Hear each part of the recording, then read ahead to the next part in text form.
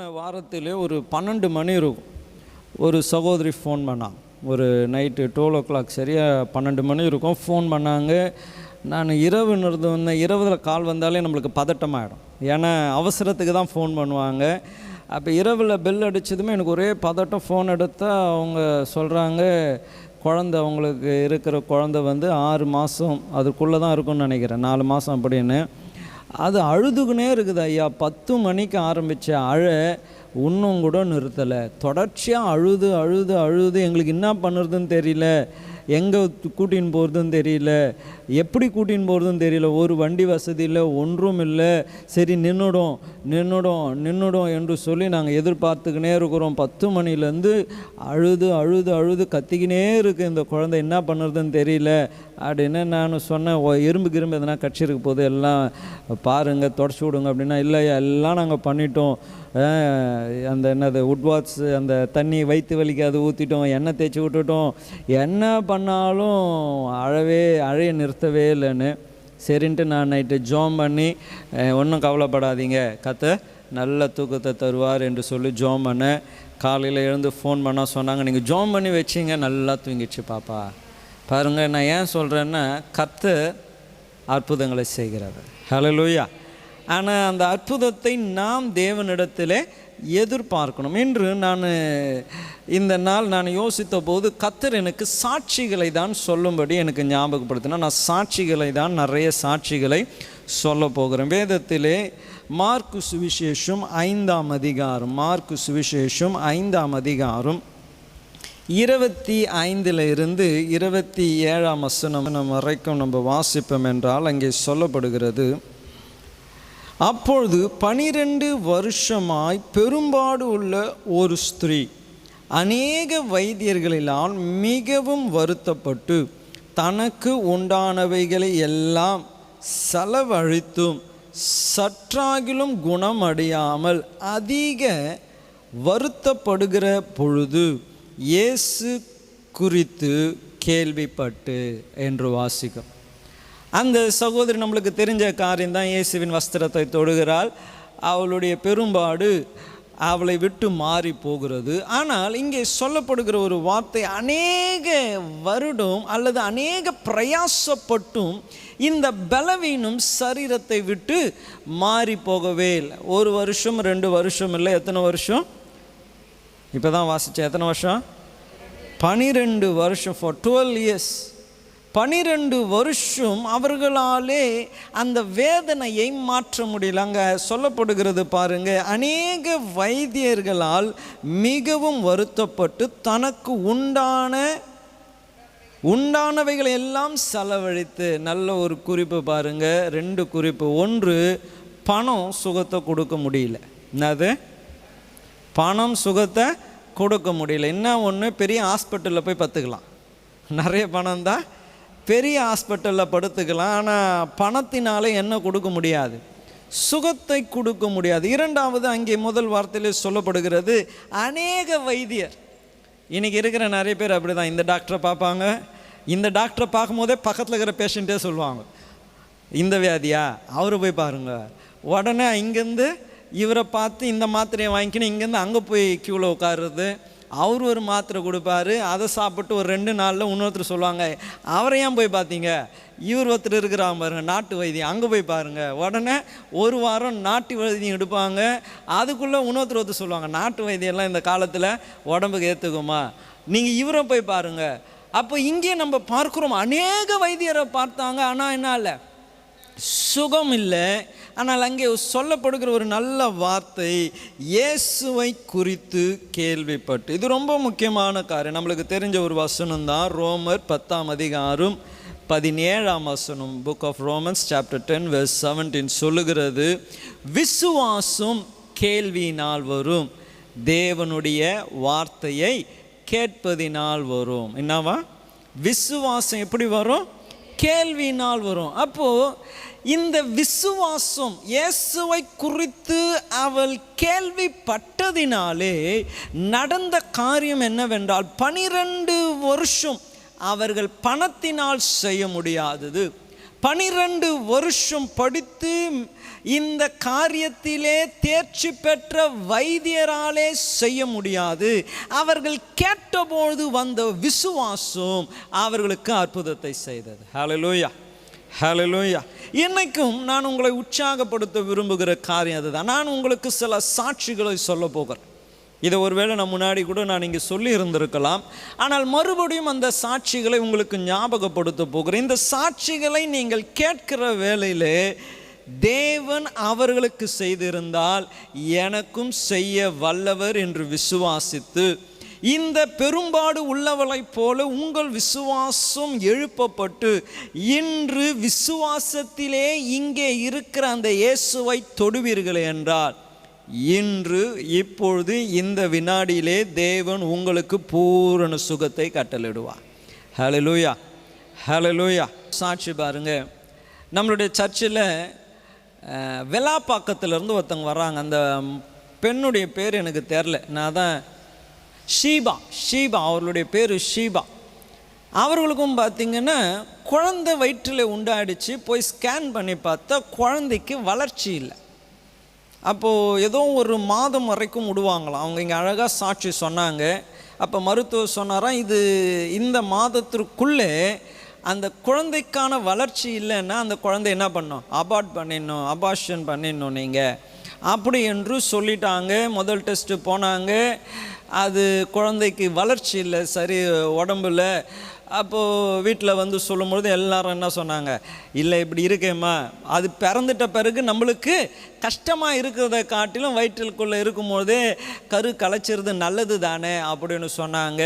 சரி, அவங்க ஆனாலும் விசுவாசத்தை விடலை, இயேசுவை நம்பினாங்க, ஜெபம் பண்ணாங்க. செகண்ட் டெஸ்ட்டு போவோம், இரண்டாவது ஸ்கேன் போனாங்க, பண்ணாங்க. மறுபடியும் அவர்களுக்கு வந்த பதில் என்னதான், குழந்தைக்கு இன்னும் அதற்கேற்ற வளர்ச்சி இல்லை. அப்பயும் மனம் சோர்ந்து போனாங்க.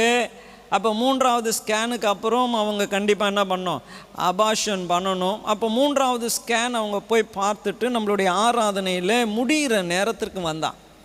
அப்போ முடிகிற நேரத்தில் வந்துட்டு முடிஞ்சிட்ட பிறகு இந்த இடத்துல தான் எனக்கு நல்லா ஞாபகம் இருக்குது, என்கிட்ட வந்து சொன்னாங்க, ஐயா டாக்டர் இப்படி சொல்லியிருக்கிறாங்க, குழந்தை வளர்ச்சி இல்லை என்று சொல்லியிருக்கிறாங்க, அதை அபார்ஷன் பண்ணணுன்னு சொல்லியிருக்கிறாங்க அப்படின்னாங்க. என் மனசில் அவங்க சொன்னது எதுவுமே என் காதில் போகவே இல்லை. கர்த்தர் காதை அடைச்சி வச்சுருந்தாரோ என்னான்னு தெரியல. நான் உடனே சொன்ன காரியம், அந்த டாக்டரை விடுமா, மேலே பெரிய டாக்டர் இருக்கிறாரு, நீ ஏன் அவங்க சொல்லுறதை கேட்குறீங்க அப்படி என்று நான் சொல்லி ஜெபம் பண்ணேன். அது கூட எனக்கு தெரியல, அவங்க சாட்சி சொல்லும் போது தான் எனக்கு தெரியும்.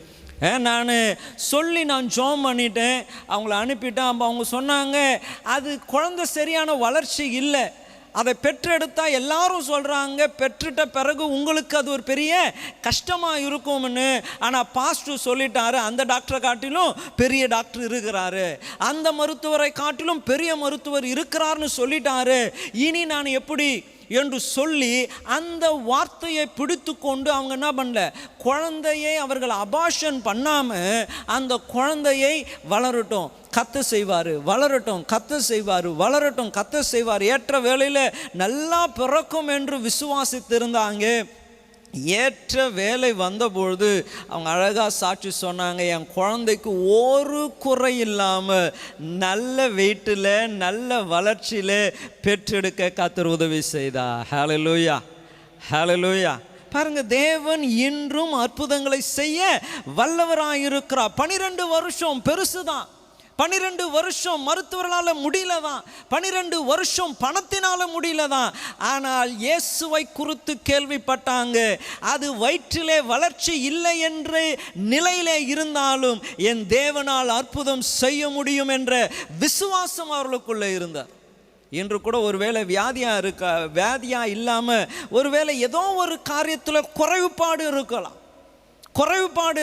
வீட்டில் இருக்கிறவங்க சொல்லலாம், ஐயா அந்த பையனை விட்டு போ, இந்த பொண்ணை விட்டுட்டு போ, இந்த பிஸ்னஸை விட்டுட்டு போ, இந்த படிப்பை விட்டுட்டு போ, இது கம்ப்ளீட் ஆகாது, இது முடியாது, இது செய்ய முடியாது, இது இப்படி தான் என்று குறைபாடுகள் இருக்கலாம். ஆனால் நான் உங்களுக்கு சொல்லுகிறேன், கர்த்தரை நீங்கள் விசுவாசிப்பீர்கள் என்றால் குறைவுகளை மாற்றி அதிலே நிறைவை கட்டளிட என் தேவனால் ஆகும். ஹல்லேலூயா, ஹல்லேலூயா. அற்புதத்தை கர்த்தர் செய்தார். எங்கள் ஐயா ஒரு சாட்சி சொன்னாங்க, பூண்டியில் இங்கே மாதவன் என்று வராங்க, அவங்க பாட்டி இல்லை, அவங்க பாட்டி. நீங்கள் சர்ச்சுக்கு வந்தால் கூட பார்க்கலாம் அவங்கள. 2 சாட்சி அவங்கள குறித்து சொல்லலாம். ஒன்று, அவர்கள் மரிக்கிற நிலையிலே இங்கே கொண்டு வந்தான். டாக்டர் சொல்லிட்டாங்க அவங்க இனி என்ன பண்ண மாட்டாங்க, வாழ மாட்டாங்கன்னு. ஐயா அழகாக சொல்லுவாங்க. அவங்க அப்படியே படுத்துக்கினே ஐயாவை பார்த்து அப்படியே ஏக்கத்தோடு பார்க்கறது சொல்கிறாங்களா, ஐயா நான் வாழ்வேனா ஐயா, என்ன சொல்கிறாங்க, ஐயா நான் வாழ்வேனா ஐயா, நான் புழைச்சிப்பேனா ஐயா. டாக்டர் சொல்லிட்டாங்க நீங்கள் செத்துருவீங்கன்னுட்டு, நான் புழைத்து கொள்வேனே ஐயா என்று சொல்லி அவங்க அப்படியே கண்ணை தூக்கி ஐயாவை பார்த்து சொல்லும் பொழுது ஐயா சொன்னாராம், உனக்கு ஏம்மா சாவு, நீ நல்லா வாழ போகிற என்று சொல்லி ஜெபம் பண்ணாங்க. இந்த நாள் வரைக்கும் சுகத்தோடு பலத்தோடு ஆரோக்கியத்தோடு தேவன் வாழ வைத்து கொண்டே இருக்கிறார். ஹல்லேலூயா. முடிஞ்சு போயிடுச்சு, அவ்வளவுதான். இதெல்லாம் நம்ம சபையில் நடந்த அற்புதங்கள். முடிஞ்சு போயிடுச்சு, அவ்வளவுதான், இனி நடக்காது. யார் சொல்லியிருந்தாலும் சரி, கர்த்தர் சொல்லுகிறார், புதிய ஆரம்பத்தை இந்த நாளிலே நான் உனக்கு கட்டளையிடுவேன். இன்று நான் உங்களை உற்சாகப்படுத்துகிறேன். நம்புங்க. அந்த பாட்டிக்கு பார்த்தீங்கன்னா ஒரு கால் இன்னொரு காலை காட்டிலும் கொஞ்சம் சின்னதாக இருக்கும். சர்ச்சுக்கு வரணுன்னாலே இப்படி தான் நடந்து வருவான். அவங்க இங்கே வந்து சாட்சி சொன்னாங்க. ஒரு நாள் அவங்க என்ன பண்ணாங்களாம், முட்டி போட்டு ஜெபம் பண்ணிக்கினே கர்த்தரை ஆராதித்து கொண்டே இருந்தாங்களாம். வயசானவங்க, குறைஞ்சது ஒரு 60க்கு மேலே இருக்கும் என்று நான் விசுவாசிக்கிறேன். முட்டி போட்டே கர்த்தரை ஆராதித்து கொண்டே இருந்தாங்களாம். ஒரு கால் சின்ன கால். அவங்க கர்த்தரை துதிக்கிறாங்க, பாடுறாங்க, ஜெபிக்கிறாங்க, பாடுறாங்க, துதிக்கிறாங்க. அவங்க முட்டி வலிக்கும் பொழுது கூட அவங்க எழுந்து கொள்ளவே இல்லையா. இன்னும் கர்த்தரை துதிக்கணும், இன்னும் கர்த்தரை துதிக்கணும், இன்னும் கர்த்தரை துதிக்கணும் என்று சொல்லி அவர்கள் கர்த்தரை பாடுறாங்க, துதிக்கிறாங்க, ஆராதிக்கிறாங்க. ரொம்ப வலி, முட்டி தாங்க முடியாத நேரத்தில் அவங்க எழுந்து நின்றா 2 காலும் ஒரே அளவில் இருக்கிறது. இது எங்கேயும் புதுசு இல்லை. அடுத்த ஞாயிற்றுக்கிழமை காலை ஆராதனைக்கு வந்தாலே அவங்கள நீங்கள் பார்த்துடலாம். நான் சொல்லுறது உண்மையா பொய்யா என்று அவங்களையே நீங்கள் கேட்டலாம். ஹல்லேலூயா. தேவனால் கூடாத காரியம் ஒன்றுமில்லை. இன்னைக்கு அந்த ஆண்டவராகிய இயேசு கிறிஸ்துவை குறித்து நீங்கள் கேள்விப்படும்படி உங்களுக்கு நான் சொல்லி கொண்டிருக்கிறேன். உங்கள் விசுவாசம் வளரும்படி சொல்லி கொண்டு இருக்கிறேன். நடக்க முடியாது, இவ்வளவுதான், ஷார்ட் லேக். ஆனால் எது குறைவுபட்டு இருந்ததோ அதை தேவன் நிறைவாய் மாற்ற வல்லமை உள்ளவராயிருந்தார். ஹல்லேலூயா, ஹல்லேலூயா. நம்ம சர்ச்சில் ஒரு சகோதரி இருக்கிறான், எஸ்தர். உங்கள் எல்லாருக்கும் தெரிஞ்சவங்க தான். Train accident. என்ன ஆக்சிடெண்ட்டு? ஏதோ பஸ் ஆக்சிடெண்ட்டு, பைக் ஆக்சிடெண்ட் இல்லை. என்ன ஆக்சிடெண்ட்டு? Train accident. அவர்களுடைய பேக் போன் எல்லாம் போயிடுச்சு.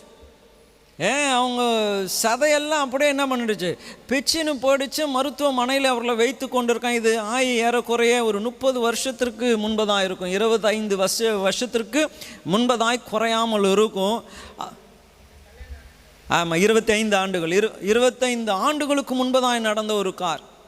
அப்போ அவங்க மருத்துவமனையில் இருக்கும்பொழுது டாக்டருங்க பேசுகிறாங்களாம், இவங்க பிழைத்தால் வாழ்றது ரொம்ப கஷ்டம். யாருன்னா ஒருத்தர் இவங்களுக்கு உதவி செய்யாமல் இவங்களால் என்ன பண்ண முடியாது, வாழ முடியாது. இவர்கள் கஷ்டப்பட்டு வாழ்வதை காட்டிலும் இவங்க மரித்து போனாலே நலமாக இருக்கும் அப்படி என்று மருத்துவர்கள் பேசுகிறதை இவங்க சரீரம் அன்கான்ஷியஸாக இருக்கான மைண்ட் என்ன பண்ணுது, பேசுகிறதெல்லாம் கேட்டுக்கொண்டு அவங்க உடனே கத்துறாங்களா, ஐயா எனக்கு 2 பிள்ளைகள் இருக்கிறாங்க, அவங்க பிள்ளைகளே நான் போயிட்டேன், நான் பார்த்துக்கொள்ள யாரும் இல்லை, என்னை சாவடிச்சிடாதீங்க ஐயா, என்னை பிழைக்க வைங்க, என்னை எப்படியாச்சும் நீங்கள் உயிர் கொடுத்துருங்க, என்னை சாகடிச்சிடாதீங்க என்று சொல்லி அந்த இடத்துல அழுது கொண்டிருந்த அவர்கள் இப்போ நீங்கள் பார்த்தீங்கன்னா அவங்க பொண்ணு ஒன்று டாக்டருக்கு படித்து முடிச்சுட்டு வேலை செஞ்சுன்னு இருக்கிறான்.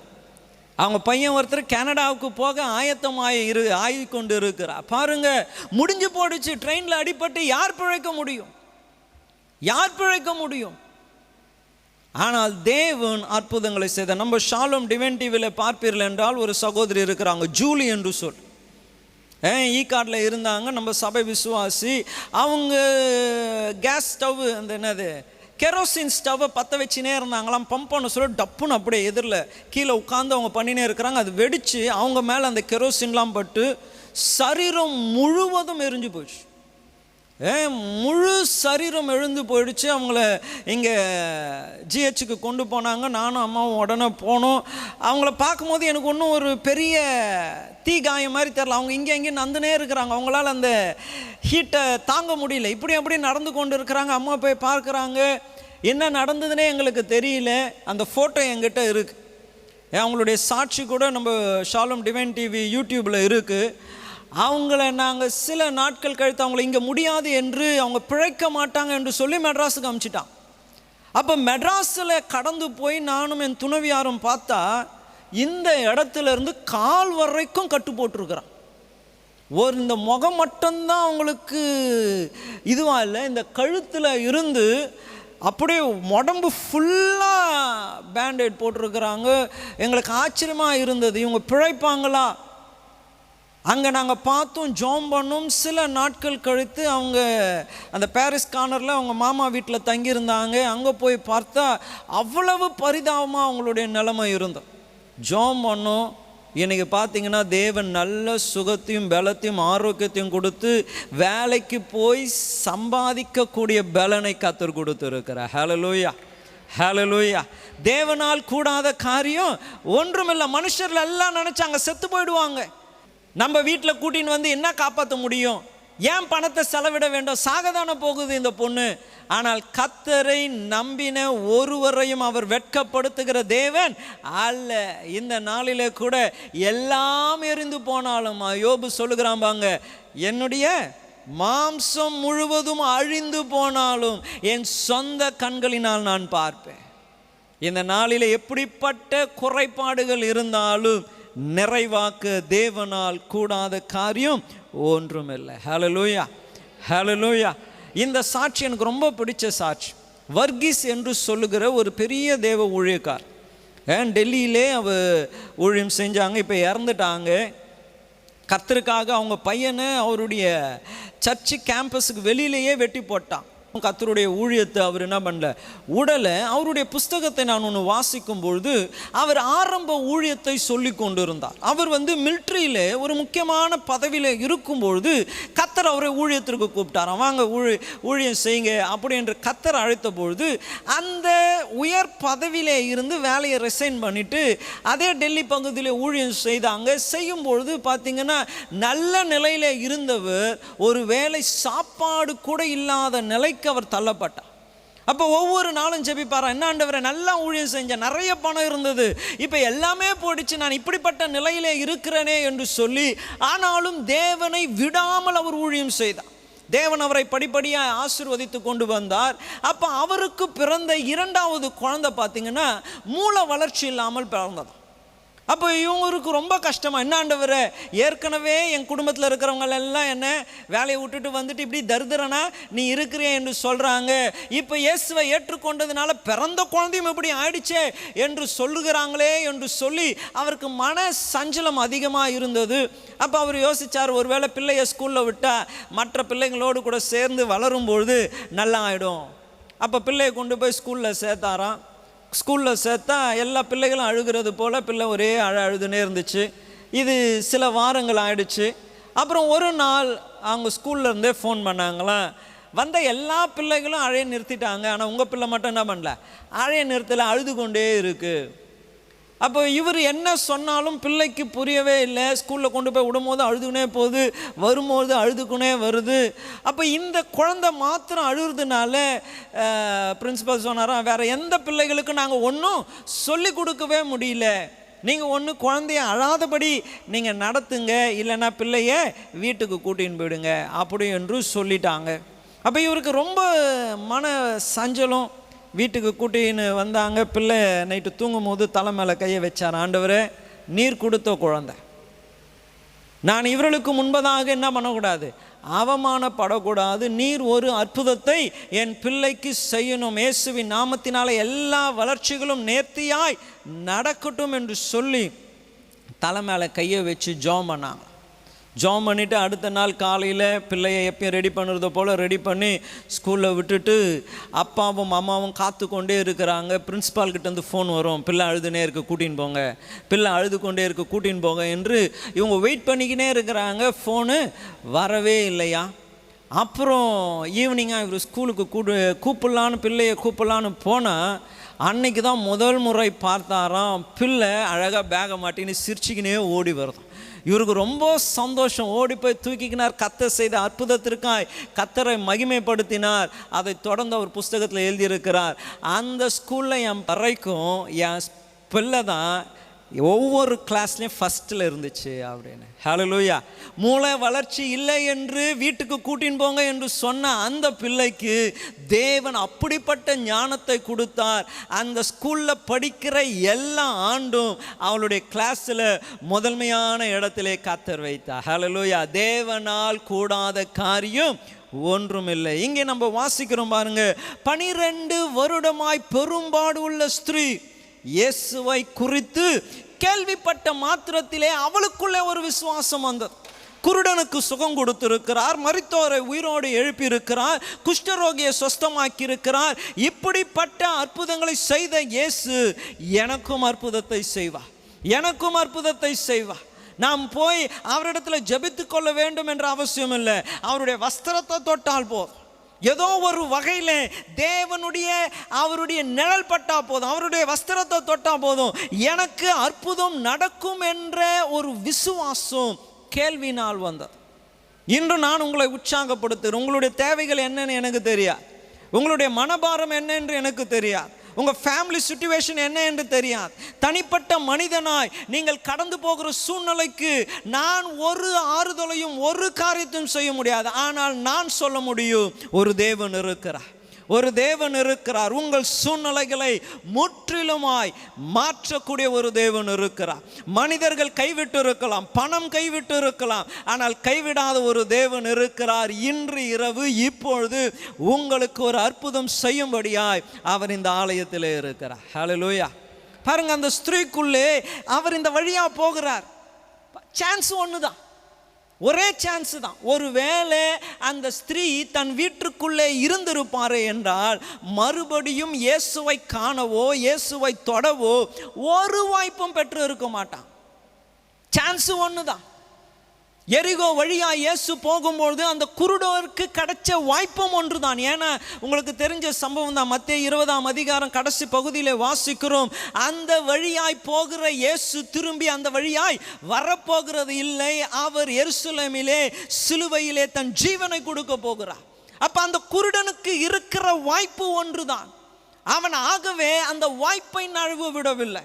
இன்று இரவில் வந்திருக்கிற உங்களுக்கு நான் சொல்ல விரும்புகிற காரியம், Today you have a chance. உங்களுக்கு ஒரு வாய்ப்பு இருக்கிறது. உங்கள் விசுவாசத்தை தட்டி எழுப்பி, ஏசப்பா எனக்கு ஒரு அற்புதத்தை செய்யணும், என் குடும்பத்தில் ஒரு அற்புதம் செய்யணும், என் வாழ்க்கையில் ஒரு மாற்றம் உண்டாக வேண்டும் என்று உங்கள் விசுவாசம் அது தேவனுக்கு நேராக எழும்புமே என்றால், இந்த வேளையிலே இயேசு அங்கே சொல்லுகிறது போல, என்னிடத்திலிருந்து ஒரு வல்லமை புறப்பட்டது. இயேசு ஜெபம் பண்ணி அற்புதத்தை செய்யல, இயேசு தொட்டு ஒரு அற்புதத்தை உண்டாக்கல. இந்த ஸ்திரீ இயேசுவினிடத்தில் இருந்த அற்புதத்தை இழுத்து கொண்டார். She drew the miracle from Jesus. இயேசு செய்வார்னு காத்து கொண்டு இல்லை, இயேசு என் பக்கமாய் திரும்புவார் என்று காத்து கொண்டு இல்லை, இயேசு என்கிட்ட வந்து தொடணும் என்று காத்து கொண்டு இல்லை, யாரோ ஒருவர் ஜெபிக்க வேண்டும் என்று காத்து கொண்டு இல்லை. அவளுடைய விசுவாசம் என்ன செய்தது என்றால், நடந்து போகிற இயேசுவினிடத்திலே இருந்த அற்புதத்தை வலுக்கட்டாயமாய் பிடுங்கினது போல. இயேசு சொல்லுகிறார், அந்த சம்பவம் அழகாய் சொல்லப்படுகிறது. ஜனக்கூட்டத்திலே தேடினார். ஏன்னா அவருக்கு தெரியல யாரு இந்த அற்புதத்தை என்கிட்ட இருந்து பெற்றுக்கொண்டா. சிஷ்யர்கள் சொல்லுகிறாங்க, இவ்வளவு திரளான ஜனங்கள் உம்மை நெருக்கி கொண்டு இருக்கையில் உம்மை தொட்டது யார் என்று சொல்லுகிறேன். இல்லை, யாரோ தொட்டாங்க, யாரோ தொட்டாங்க, இந்த இடத்துல யாரோ என்னை தொட்டாங்க. அவர்கள் இயேசு யார் என்று அறிந்தவர்களா என்னை தொட்டு இருக்கிறாங்க. இன்னைக்கு அவரிடத்திலிருந்து அற்புதம் வரணும்னா டோன்ட் வெயிட். ஊழியக்காரர் ஜெபம் பண்ணணும்னு காத்துன்னு இருக்காதீங்க, ஒரு வல்லமை இறங்கணும்னு காத்துன்னு இருக்காதீங்க. நீங்க விசுவாசித்தால் போதும், நீங்க விசுவாசித்தால் போதும். அற்புதங்களை செய்கிற தேவன் நிச்சயமாய் அற்புதத்தை செய்வார். உங்கள் சூழ்நிலைகள் மாற்றப்படும். ஒருவேளை ஃபைனான்ஷியல் ஒரு ப்ராப்ளம் இருக்கலாம், சூழ்நிலைகள் மாற்றப்படும். குடும்பத்தில் ஒரு பிரச்சனை இருக்கலாம், சூழ்நிலைகள் மாற்றப்படும். நான் போன வாரத்தில் 1 ராஜாக்கள் நான் வாசித்து கொண்டு இருக்கும்பொழுது அந்த யெரொபெயாமை குறித்து நான் வாசித்தேன். எனக்கு ஆச்சரியமாக இருந்தது. அவன் என்ன செய்கிறான் என்றால், சாலமோனுடைய மூப்பர்கள் சொன்ன ஆலோசனையை கேட்காமல் என்று வாசிக்கிறோம். சாலமோனுடைய மூப்பர்கள் சொன்ன ஆலோசனையை அவன் என்ன பண்ணலையா? கேட்கல. அவன் கேட்காமல் அவன் என்ன செஞ்சான்னா வாலிபர்களுடைய ஆலோசனையை கேட்டு தீர்ப்பு சொல்லுகிறான். 10 கோத்திரம் அவனை விட்டு பிரிஞ்சு போயிடுச்சு. ஆனால் அங்கே அழகாய் வசனம் சொல்லும் என்ன நடந்தது என்றால், கர்த்தர் சொன்ன வார்த்தை நிறைவேறும்படி அப்படி நடந்தது என்று சொல்லி. ஹல்லேலூயா, ஹல்லேலூயா. அப்போ பாருங்க, அவன் நினச்சிருந்தா கூட, எனக்கு மைண்டில் நேற்று நான் ஜெபம் பண்ணும்போது எனக்கு யோசனை வந்த காரியம்தான். அவன் வாயில் என்ன சொல்லணும், அவன் மனசில் என்ன யோசிக்கணும், அவன் யாருடைய சத்தத்தை கேட்கணும், இதை எல்லாம் யார் தீர்மானித்தா என்றால் கர்த்தர் தீர்மானித்தா. ஏன்னா அதுக்கப்புறம் அந்த யெரொபெயாமை குறித்து வாசித்தா ஆச்சரியமாக இருக்குது. ஏன் கர்த்தர் இஸ்ரவேலை 2ஆக பிரித்து அவன்கிட்ட கொடுத்தாரு? ஏன்னா அவனும் கெட்டு போய் தேசத்தை என்ன பண்ணுறான், பாழ்கடிப்புக்குள்ளே தள்ளிட்டான். தேவனுக்கு கோபம் உண்டாக்கக்கூடிய எல்லா செயல்களையும் செஞ்சான். அவனுக்கு பின்பதாய் வந்த எல்லா ராஜாக்களும் யெரொபெயாமை போலவே பாவம் செஞ்சாங்க. ஏன் கொடுத்துட்டாரு? நான் யோசித்து கொண்டு இருக்கும் போது எனக்கு வெளிப்பட்ட காரியம் என்ன தெரியுங்களா? அவர் சொல்லிட்டார். யெரொபெயாம் இடத்திலே தீர்க்கதரிசியின் மூலமா சொல்லிட்டாரு, சாலமோன் கரத்தில் இருக்கிறதை நான் பிடுங்கி என்ன பண்ணுவேன், உன் கையில் கொடுப்பேன். சொன்னதுனால தேவன் சொன்ன வார்த்தையை நிறைவேற்றாமல் அவரால் இருக்க முடியல. அவர் சொன்னதை செய்கிற தேவன். ஹல்லேலூயா. வேதம் சொல்லுகிறது, வானமும் பூமியும் மாறி போகும், ஆனால் அவருடைய வார்த்தையில் ஒன்றும் மாறி போவது இல்லை, மாறி போவது இல்லை. இன்று உங்களுடைய விசுவாசத்தை நான் தட்டி எழுப்ப விரும்புகிறேன். அந்த ஸ்திரீ 12 வருஷமாய் பெரும்பாடு உள்ள ஸ்திரீ இயேசுவை குறித்து கேள்விப்பட்ட மாத்திரத்திலே தொட துணிந்தால் அவளுடைய விசுவாசத்தின்படியே அவளுக்கு ஆயிற்று. ஹல்லேலூயா, ஹல்லேலூயா. இந்த நாளிலே நான் உங்களை உற்சாகப்படுத்துகிறேன். ஏசாயா தீர்க்கதரிசன புஸ்தகம் 53ஆம் அதிகாரம் 5ஆம் வசனம் சொல்லுகிறது, அவருடைய தழும்புகளால் நீங்கள் குணமானீர்கள், அவருடைய தழும்புகளால் நீங்கள் குணமானீர்கள். இந்த நாளிலும் தேவன் அவருடைய தழும்புகளால் உங்களை பூரண சுகமாக்க போகிறார். அவருடைய தழும்புகளால் உங்களுடைய எல்லா சூழ்நிலைகளையும் அவர் மாற்றப் போகிறார். அவருடைய வாக்கு தத்தத்தின்படி உங்களுக்கு சமாதானம் உண்டு பண்ணும் தண்டனை அவர் மேல் வந்தது. மெய்யாக உங்கள் பாடுகள், உங்கள் துக்கங்களை அவர் ஏற்றுக்கொள்ளப் போகிறார். சூழ்நிலை மாறும். நம்ம எல்லாம் இருக்கிற இடங்களில் எழுந்திருப்போமே, கண்களை மூடுவோம், நம்ம செபிக்க போகிறோம். இந்த 12 வருடமாய் பெரும்பாடு உள்ள ஸ்திரீ, ஒருவேளை நீங்களாக இருக்கலாம். பெரும்பாடு, மாறவே மாட்டேங்குது சூழ்நிலை, மாறவே மாட்டேங்குது சூழ்நிலை. எத்தனை வருஷம் நான் போராடுகிறது, எத்தனை ஆண்டுகள் நான் போராடுகிறது, எத்தனை பேரை நான் போய் பார்க்கறது, அநேக மருத்துவர்களை போய் பார்த்தாச்சு, அநேக மனுஷர்களை போய் பார்த்தாச்சு, எவ்வளவோ பணம் செலவு செய்தாச்சு. ஆனால் சூழ்நிலை மாறலையே, சூழ்நிலை மாறலையே, சூழ்நிலை மாறலையே. ஆனால் இன்னைக்கு இயேசுவை குறித்து நீங்கள் கேள்விப்பட்டு இருக்கிறீங்க. மூல வளர்ச்சி இல்லாத குழந்தை கரங்களை வைத்து ஊழியக்கார் செபித்த பொழுது தேவன் அந்த குழந்தையை படிக்கிற எல்லா நாட்களிலும் முதன்மையான இடத்துல வைத்தார். இந்த நாளிலே அதை செய்ய தேவன் வல்லமை உள்ளவராக இருக்கிறார். வயிற்றில் இருக்கிற குழந்தைக்கு வளர்ச்சி இல்லைன்னு சொன்னாங்க. ஆனால் தேவன் அந்த மருத்துவருடைய வார்த்தைகளை பொய்யாய் மாற்றி அவருடைய தழும்புகளால் குணம் உண்டு என்பதை நிரூபித்து நம்மளுடைய சபையிலே சாட்சியாய் நிறுத்தி இருக்கிறார். தேவனால் செய்யக்கூடாது அதிசயமான காரியம் ஒன்றும் இல்லை. தேவனால் செய்யக்கூடாது அதிசயமான காரியம் ஒன்றும் இல்லை. செத்து போயிடுவேன், நீ செத்து போயிடுவேன் என்று சொல்லி கூட்டிக் கொண்டு வந்த அதே ஸ்திரீயை இத்தனை ஆண்டுகள் வாழ செய்திருக்கிறார் கர்த்தர், வாழ செய்திருக்கிறார் கர்த்தர். குறுகின கால் உடையவளாய் இருந்த அவளை தேவன் நிமிர்ந்து 2 காலும் ஒரே அளவிலே நடக்க செய்த சாட்சியை சபையில் நீங்க கேட்டு இருக்கிறீங்களே. ட்ரெயினில் ஆக்சிடென்ட் ஆகி செத்து போய் விடுவாள் என்று நினைத்து அந்த சகோதரியை இத்தனை ஆண்டுகள், 25 ஆண்டுகள் ஜீவனை கொடுத்து பலனை கொடுத்து பாட ஊழியங்களை செய்ய முதன்மையாய் கர்த்தர் நிறுத்தி இருக்கிறாரு. தேவனால் கூடாத காரியம் ஒன்றும் இல்லை. அவர்களுக்கு செய்த அதே தேவன் இன்றும் ஜீவிக்கிறார். அவர்களுக்கு செய்த அதே தேவன் இன்று நம்மளுடைய ஆலயத்திலே உலாவிக் கொண்டு இருக்கிறார். அவர்களுக்கு அற்புதம் செய்த தேவன் உனக்கும் அற்புதம் செய்யும்படியாக இங்கே வந்திருக்கிறார். உன் சூழ்நிலைகள் எப்படிப்பட்டதாக இருந்தாலும், உன்னுடைய எதிர்பார்ப்புகள் எப்படிப்பட்டதாக இருந்தாலும், இழப்புகளாக இருக்கலாம், பெரிய பாடுகளாக இருக்கலாம், அடைக்கப்பட்ட கல்லறையாக இருக்கலாம், மரித்து போய் 4 நாட்கள் ஆனதாக இருக்கலாம். ஆனால் உயிர்ப்பிக்க வல்லமை உள்ள தேவன் இங்கே உன் நடுவிலே அவர் உலாவிக் கொண்டிருக்கிறார். நீ விசுவாசித்து உன் கரத்தை நீட்டினால் போதும். நீ விசுவாசித்து உன் கரத்தை நீட்டினால் போதும். ஆண்டவரே, ஆண்டவரே, தாவீதின் குமாரனே என்று நீ கூப்பிட்டால் போதும். உன் விசுவாசம் அவரை நிறுத்தும். உன்னுடைய விசுவாசம் அவரிடத்திலிருந்து வல்லமையை புறப்பட செய்யும்.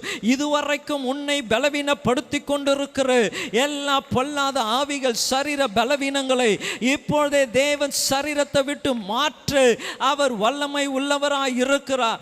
மனிதர்கள் சொல்லி இருக்கலாம் இது முடியாது என்று, டாக்டர்கள் சொல்லி இருக்கலாம் இது இப்படிதான் என்று சொல்லி, ஆனால் அவர்களுடைய வார்த்தைகளை பொய்யாய் மாற்றி தேவ வல்லமையை வெளிப்படுத்த இந்த மாலை வேளையிலே தேவன் இந்த ஆலயத்தில் உலாவிக் கொண்டிருக்கிறார். நீ விசுவாசி. ஆண்டவரே, நீர் எனக்கு அற்புதம் செய்வீர் என்று நான் விசுவாசித்து வந்திருக்கிறேன். என் மகளுக்கு ஒரு அற்புதத்தை செய்யுங்க, என் மகனுக்கு ஒரு அற்புதத்தை செய்யுங்க, என் சரீரத்தில் ஒரு அற்புதத்தை செய்யுங்க, என் குடும்பத்தில் ஒரு அற்புதத்தை செய்யுங்க, என் பிள்ளைக்கு ஒரு அற்புதத்தை செய்யுங்க, என் பேர பிள்ளைக்கு ஒரு அற்புதத்தை செய்யுங்க, என் கணவனுக்கு ஒரு அற்புதத்தை செய்யுங்க, என் மனைவிக்கு ஒரு அற்புதத்தை செய்யுங்க, என் குடும்ப நிலவரம் மாற வேண்டும் என்று சொல்லி நீ விசுவாசித்தால் போதும். வேதம் சொல்லுகிறது விசுவாசிக்கிறவனுக்கு எல்லாம் கூடு.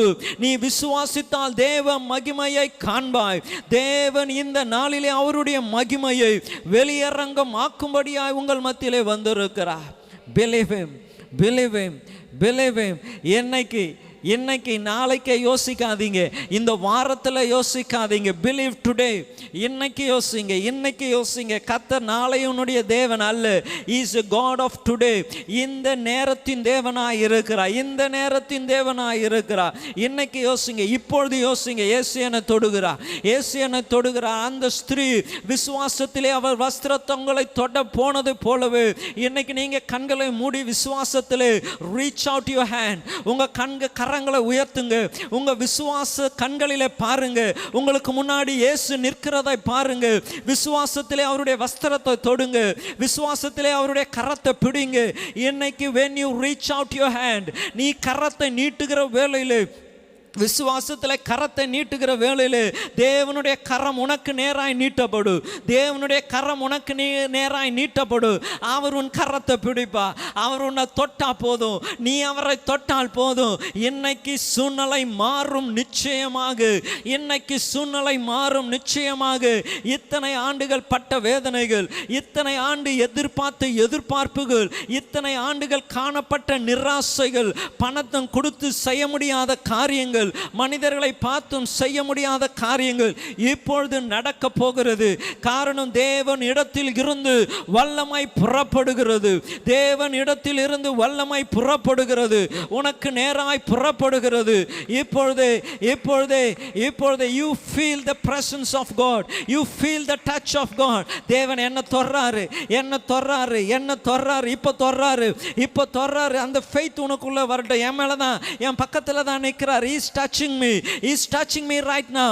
அவர் என்ன தொடுகிறார். என் பலவீனம் மாறுகிறது, என் பலவீனம் மாறுகிறது, என் சுகவீனம் மாறுகிறது, என் குடும்ப நிலவரம் மாறுகிறது. நீ விசுவாசி, நீ விசுவாசி. தடைப்பட்டவைகளை தேவன் மாற்றுகிற தேவன், தடைப்பட்டவைகளை மாற்றுகிற தேவன், தடைகளை மாற்றுகிற தேவன் உனக்கு முன்பதாய் கடந்து போகிறார். கோணலானவைகளை செம்மைப்படுத்தும்படியாய் கடந்து போகிறார். வெங்கல கதவுகளை முடிக்கும்படியாய் கடந்து போகிறார். பொக்கிஷங்களை, புதையல்களை உனக்கு மீட்டு தரும்படியாய் கடந்து போகிறார். இனி நீ இருக்கிற நிலைமையில இருக்க வேண்டிய அவசியம் இல்லை. There is a change happening in your family. There is a change happening in your personal life. There is a change happening right now. இப்பொழுதே ஒரு மாற்றம் உண்டாய் கொண்டு இருக்கிறது உன் குடும்பத்திலே. ஒரு மாற்றம் உன் தனிப்பட்ட வாழ்க்கையிலே உண்டாய் கொண்டு இருக்கிறது. ஒரு மாற்றம் உன் வேலையிலே உண்டாய் கொண்டு இருக்கிறது. ஒரு மாற்றம் உன் ஃபைனான்ஸில் உண்டாய் கொண்டு இருக்கிறது. இதுவரைக்கும் முடியாது முடியாது முடியாது முடியாது முடியாது என்று, இது நடக்காது என்று கேட்டுக்கொண்டிருந்த அதே காதுகளிலே நீ கேட்க போகிற ஒரு அற்புதத்தை கேட்க போகிற, இதே சபையில நீ முன்னாடி வந்து நின்று மைக்க பிடிச்சு சொல்ல போகிற, என் தேவன் ஜீவிக்கிறா, நான் விசுவாசிக்கிற என் தேவன் ஜீவிக்கிறா. இத்தனை ஆண்டுகள், 12 ஆண்டுகள், 10 ஆண்டுகள், 5 ஆண்டுகள் அநேக மனிதர்களை நம்பின, பணத்தை நம்பின, மருத்துவர்களை நம்பின, வக்கீல்களை நம்பின, ஆனா அவங்க எல்லாம் கையை விட்டாங்க. என் இயேசு எனக்கு அற்புதம் செய்தார், என் இயேசு எனக்கு அற்புதம் செய்தார் என்று நீ சாட்சி சொல்லுகிற நேரம் சமீபமாயிற்று. Reach out your hand, reach out your hand. உன் கரத்தை தூக்கி பிடி, உன் கரத்தை தூக்கி பிடி, உன் கரத்தை தூக்கி பிடி. இப்பொழுது கர்த்தருடைய கரம் உன் கரத்தின் மேலே வருகிறது. He is touching you right now, he is touching you right now. வேதம் சொல்லுகிறது, அந்த குஷ்டரோகியை பார்க்கும்போது அவர் மனதுருகி, உன் சூழ்நிலையை பார்க்கும்போது அவர் மனதுருகி கையை நீட்டி அவனை தொட்டு அவர் சொல்லுகிறார், எனக்கு சித்தம் உண்டு மகனே, எனக்கு சித்தம் உண்டு மகளே, எனக்கு சித்தம் உண்டு. இந்த நாளிலே நீ வந்தது போல நீ போக இல்லை.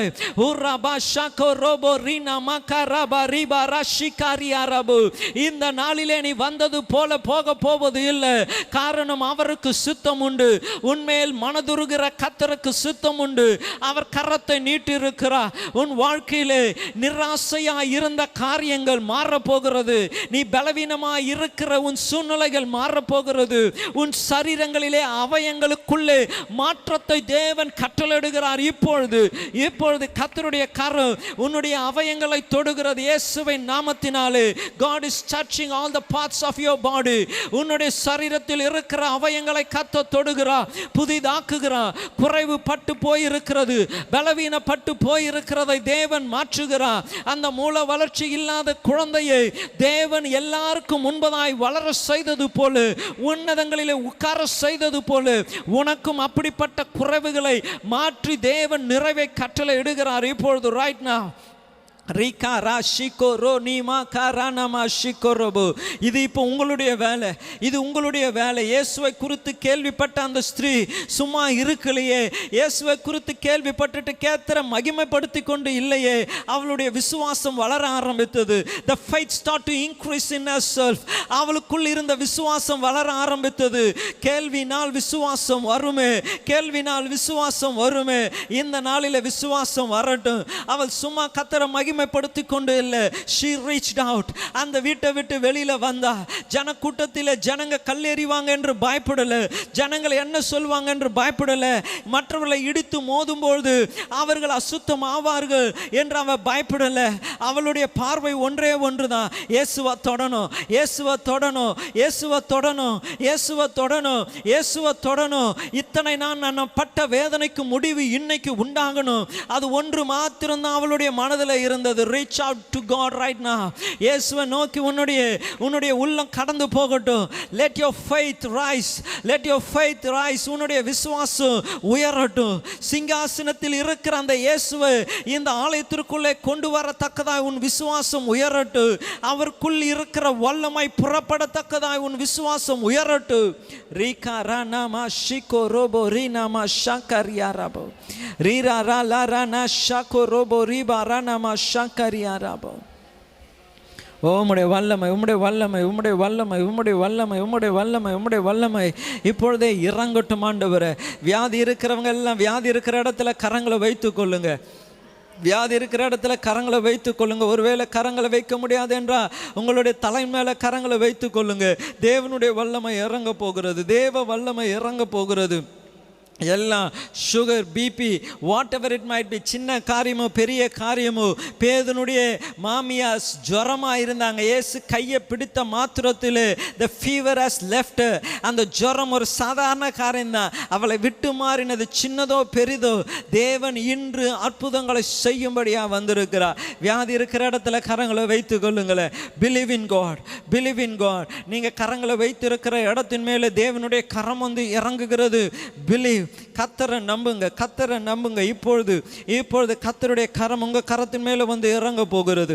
கர்த்தருடைய கரம் உங்க கரத்தின் மேலே வந்து இறங்க போகிறது. கர்த்தர் உங்களை தொட போகிறார்.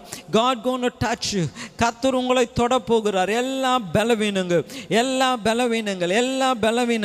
எல்லா வியாதிகள் இப்பொழுது சரீரத்தை விட்டு மாறி போகும். காரணம், அவர் பொய் சொல்ல மனுஷன் அல்ல, மனமாற மனுபுத்திரனும் அல்ல. நான் சொல்லி செய்யாதிருப்பேனோ, வசனித்து நிறைவேற்றாது இருப்பேனோ என்று சொன்ன தேவன் சொல்லி இருக்கிறார். சகல நோய்களையும் நான் உன்னை விட்டு விலக்குவேன்.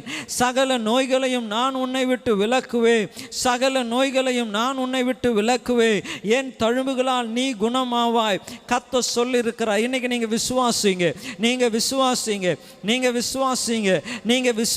உங்க கரத்தின் மேல யூ கேன் ஃபீல், நீங்க உங்களால உணர முடியும். ஒரு உஷ்ணமானது, ஒருவேளை குளிர்ச்சியானது, ஏதோ ஒன்று உங்களுடைய உடம்பு சிலுக்கத்தக்கதாய் you can feel the presence of God is coming upon you. தேவனுடைய மகிமை உங்கள் மேல் இறங்குகிறதை உங்களால் உணர முடியும். அந்த ஸ்திரீ உணர்ந்தாலே, அவளுடைய பெரும்பாடு நின்றதை உணர்ந்தாலே, அவள் தேவனால் சுகம் பெற்றதை உணர்ந்தாலே உங்களால் உணர முடியும். As soon as your faith reach to God, you will feel the power that has come from him. அவரிடத்திலிருந்து புறப்படுகிற வல்லமை உங்களை தொட்டதை உங்களால் உணர முடியும். இயேசுவின் நாமத்திலே நான் ஜெபிக்கிறேன் அப்பா, இயேசுவின் நாமத்திலே ஜெபிக்கிறேன். யாரெல்லாம் ஆண்டவரே வியாதி இருக்கிற இடத்துல கரங்களை வைத்திருக்கிறார்களோ, இப்பொழுதே தேவனுடைய கரம் அவர்கள் மேல் வந்து இறங்கட்டும். இயேசுவின் நாமத்தினாலே தேவனுடைய கரம் அவர்கள் மேல் வந்து இறங்கட்டும். பலவீனப்படுத்துகிற எல்லா துஷ்ட ஆவியை இப்பொழுது சரீரத்தை விட்டு மாறி இயேசுவின் நாமத்தினாலே தேவனுடைய வல்லமை இறங்கட்டும். எல்லா தோல் வியாதிகள் மாறி போகட்டும். எல்லா போன் ஆண்டவர், எல்லா எலும்பு பலவீனங்கள் மாறி போகட்டும். எல்லா ஆண்டவர் சதப்பிடிப்புகள் மாறி போகட்டும். எல்லா அவயங்களில் இருக்கிற பலவீனங்கள் வியாதிகள் மாறி போகட்டும். இயேசுவின் நாமத்தினாலே ஆண்டவரே எல்லா குறைபாடுகள் மாறி போகட்டும். இயேசுவின் நாமத்தினாலே இப்பொழுதே தேவனுடைய வல்லமை உள்ள கரம் ஆண்டவரே ஒவ்வொருவர் மேலும் இறங்கட்டும். விசுவாசித்தால் தேவ மகிமையை காண்பீர்கள் என்று சொல்லி இருக்கிறீரே. நாங்கள் விசுவாசிக்கிறோம். இந்த வேளையிலே பலவீனமே விலகி போய் என்று கட்டளையிடுகிறேன். ஆண்டவரே வியாதிகளை சுகமாக்குகிற அதிகாரத்தை உங்களுக்கு கொடுத்திருக்கிறேன். இலவசமாய் பெற்றீர்கள், இலவசமாய் கொடுங்கள் என்ற உம்முடைய வார்த்தையை விசுவாசித்து இயேசுவின் நாமத்தினாலே சகல வியாதிகளையும் சுகமாக்குகிறேன். இயேசுவின் நாமத்தினாலே எல்லா வியாதிகளும் இயேசுவின் தழும்புகளாலே சுகம் பெற்றுக்கொள் என்று நான் கட்டளையிடுகிறேன்.